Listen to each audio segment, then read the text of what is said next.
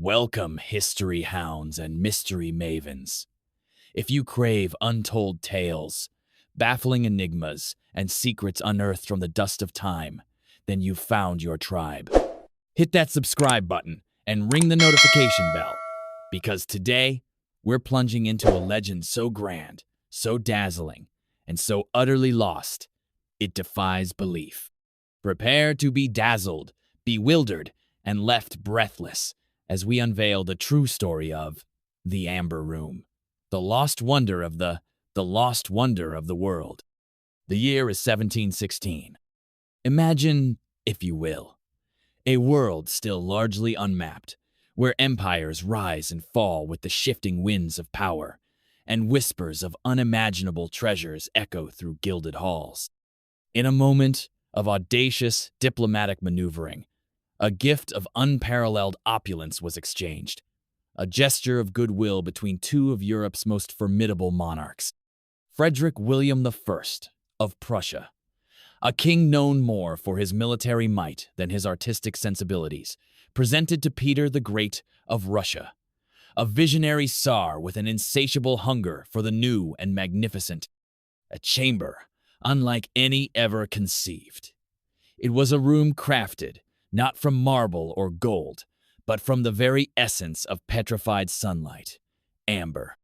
This wasn't merely a room, it was a symphony of light and shadow, a mosaic of warm, honeyed hues that seemed to breathe with an inner luminescence. Panels of meticulously carved amber, some opaque, some translucent, gleamed with an ethereal glow, each piece painstakingly fitted, polished, and arranged to create an illusion of boundless depth. Ornate carvings depicted cherubs and garlands, imperial crests and mythological beasts, all brought to life in the fossilized resin of ancient forests. It was a space that whispered of forgotten ages, of trees that stood tall when mammoths roamed the earth, their golden sap trapping the very light of distant suns.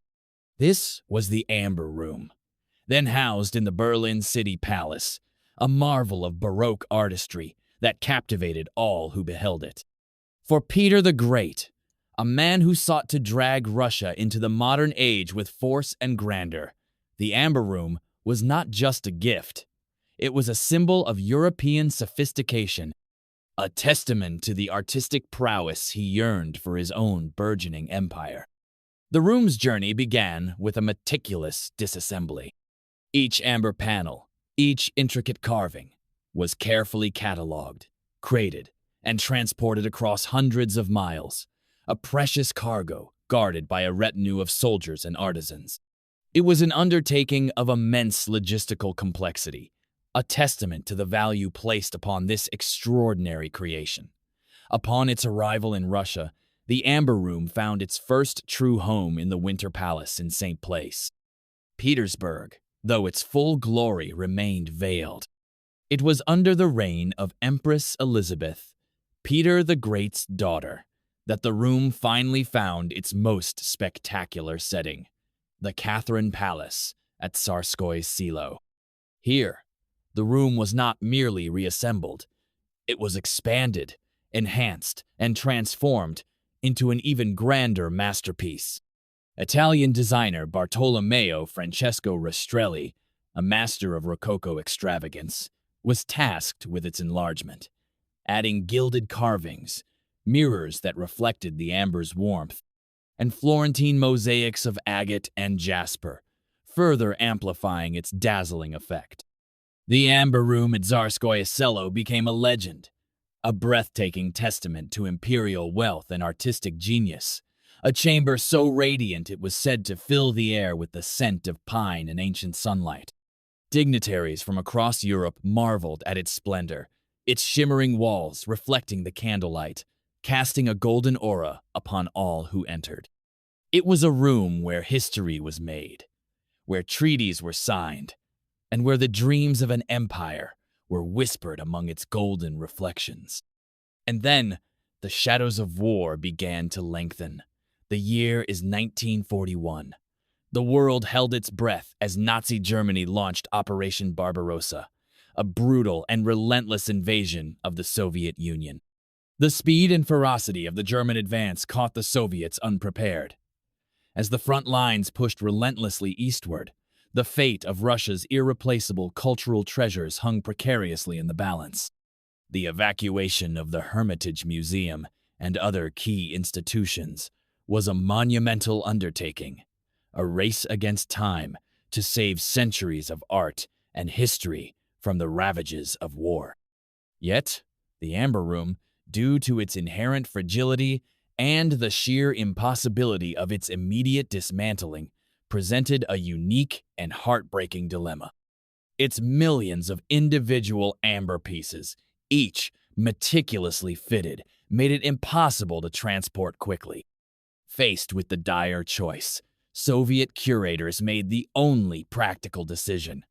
They attempted to camouflage it. Sheets of wallpaper, ordinary and unassuming, were plastered over the gleaming amber, a desperate, almost futile attempt to hide its unparalleled beauty from the inevitable. But the disguise was tragically short-lived. In September 1941, German forces swept into Tsarskoye Selo, and the Catherine Palace, with its hidden gem, fell into enemy hands. The camouflage was easily discovered, torn away to reveal the shimmering treasure beneath. The awe and greed that must have filled the German officers who first laid eyes upon it can only be imagined. This was not merely a conquest of territory. It was the plunder of an artistic triumph, a symbol of the enemy's cultural heritage. Under the orders of Major General Ernst von Reden, a notorious art looter, the Amber Room was meticulously, almost reverently, disassembled. Crates were prepared, each panel carefully packed, and within 36 hours, the entire room was gone, spirited away from its Russian home. The meticulousness of its removal, the precise documentation of each piece, speaks to a perverse admiration on the part of the Nazi regime. They recognized its value, not just as plunder, but as a masterpiece. The Amber Room reappeared briefly, like a phantom in the annals of history, at Königsberg Castle in East Prussia, now Kaliningrad, Russia. Photographs taken in 1942 show the room, or at least significant portions of it, reassembled and displayed in a hall within the castle. For a brief period, it was a trophy, a symbol of Nazi triumph, a dazzling testament to their perceived superiority. It was here, in the heart of German-held territory, that many believed the Amber Room would reside permanently, a jewel in the crown of the Third Reich. Yet, the tide of war was turning. The relentless advance of the Red Army, the strategic bombing campaigns of the Allies, began to tighten the noose around Königsberg. As the Soviet forces closed in on Königsberg in early 1945, the fate of the Amber Room became shrouded in even deeper mystery. German records from the time are tantalizingly vague, hinting at preparations for its removal, but offering no definitive confirmation of its actual transport. Some accounts suggest it was dismantled once more, crated, and loaded onto ships or trains, bound for an unknown destination. Other theories propose it was hidden within the vast network of underground bunkers and tunnels beneath Königsberg Castle, sealed away to protect it from the relentless Allied bombing. The city itself became a crucible of destruction, pounded into submission by artillery and air raids. When the Red Army finally captured Königsberg in April 1945, the castle was a smoldering ruin, its walls breached, its interiors gutted by fire. The vault, where the Amber Room was supposedly stored, was found empty. The meticulously crafted crates, the shimmering panels, the very essence of the lost wonder, had vanished without a trace. This is where the true enigma begins, where history gives way to tantalizing speculation and endless possibilities. The disappearance of the Amber Room after the fall of Königsberg has fueled an industry of theories, each more captivating than the last. Was it truly destroyed in the inferno of the battle, reduced to ash and molten amber? Many historians lean towards this grim conclusion, citing the intensity of the shelling and the subsequent fires. Yet, the lack of any definitive physical evidence, no melted amber, no identifiable remnants, leaves the door ajar for other, more fantastical explanations. One prevalent theory posits that the amber room was spirited away on a U-boat, sunk perhaps in the icy waters of the Baltic Sea, or somewhere further afield. Imagine the scene. A clandestine operation. Under the cloak of night, a submarine surfacing just offshore, its crew laboring to load crates of priceless amber. A desperate attempt to salvage the Reich's most dazzling trophy. This theory gains traction from the known fact that German U-boats were used to evacuate valuable assets and even high-ranking officials in the final days of the war. A discovery of a sunken U-boat containing such a treasure would be the archaeological find of the century. Another compelling narrative suggests the Amber Room was hidden in a vast, undiscovered network of underground tunnels and bunkers, a secret lair conceived by the Nazi regime to safeguard their most prized possessions. The sheer scale of German underground construction during the war, particularly in areas like the Harz Mountains or Silesia, lends credence to the idea of a meticulously planned concealment. Perhaps the Amber Room, too large to transport swiftly, was simply sealed away, awaiting a time when it could be retrieved, a silent golden sentinel beneath the earth. Countless expeditions, both official and unofficial, have scoured the landscapes of Poland, Germany, and Russia, equipped with ground-penetrating radar and historical maps, chasing whispers of hidden chambers and forgotten tunnels. The allure of such a discovery remains an irresistible magnet for treasure hunters and historians alike. Then there's the tantalizing notion that the Amber Room was never actually removed from Königsberg, but rather was deliberately concealed within the castle itself, or perhaps within a lesser-known fortress in the immediate vicinity. What if, amidst the chaos and destruction, the Germans managed to hide it in plain sight, or in a location so cleverly disguised that it has eluded detection for nearly 8 decades? This theory often leads to discussions of secret passages, false walls, and hidden basements, architectural features common in ancient castles. Imagine the sheer audacity of such a move, to leave such a grand treasure within the very ruins of its last known location. The human element also adds layers of intrigue. What about the individuals who were last responsible for the Amber Room's care? Were there secret orders, encrypted messages, or whispered commands that have yet to come to light?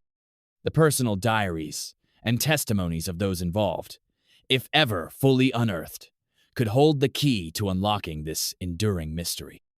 Some researchers delve into the known movements of specific Nazi officials and art handlers, attempting to trace their last known actions in relation to the Amber Room.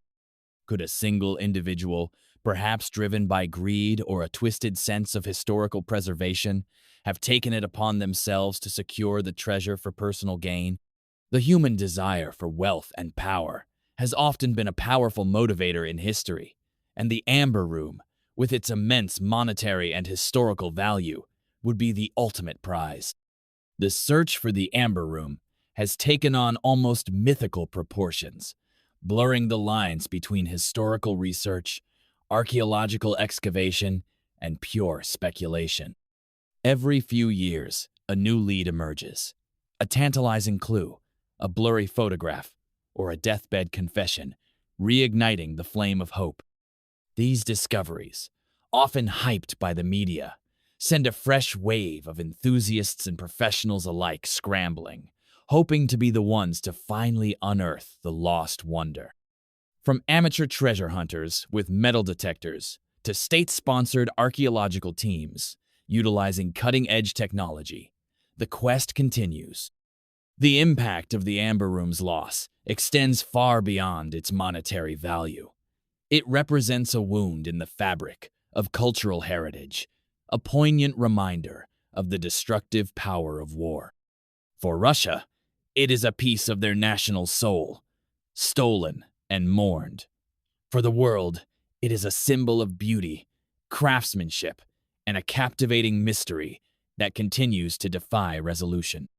The Russian government has undertaken a monumental effort to recreate the Amber Room, a painstaking and highly detailed project that began in 1979 and was finally completed in 2003, using original drawings and archival photographs. This remarkable feat of artistic reconstruction, a testament to human resilience and determination, allows visitors to experience the awe-inspiring beauty of the room once more at the Catherine Palace. Yet, even with this magnificent replica, the burning question remains: where is the original? The story of the Amber Room is a compelling tapestry woven from threads of history, art, war, and an enduring enigma. It is a tale of unparalleled beauty, audacious theft, and a disappearance that has baffled generations. From its origins as a grand diplomatic gift, through its transformation into a symbol of imperial splendor, to its dramatic vanishing act amidst the chaos of World War II, the Amber Room continues to haunt our collective imagination. Is it truly lost forever, reduced to dust and whispers? Or does it lie hidden, patiently awaiting its rediscovery, a dazzling golden secret buried beneath the earth or submerged in the depths of the sea? The answer remains elusive, a tantalizing riddle etched into the very amber of time, leaving us dazed, wowed, and forever wondering about the Amber Room, the lost wonder of the world.